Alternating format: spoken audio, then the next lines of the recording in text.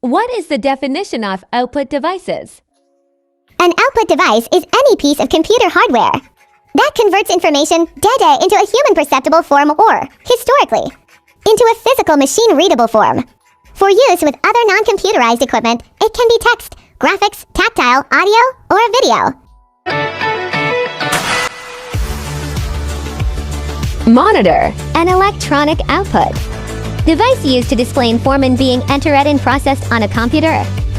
Printer, a device that accepts text and graphic output from a computer and transfers the information to paper. Speaker, computer speakers or multimedia speakers are speakers sold for use with computers, although usually capable of other audio uses, e.g. for an MP3 player. Projector, an optical device that projects an image onto a surface, commonly a projection screen. Plotter, a printer that interprets commands from a computer to make line drawings on paper with one or more automated pens.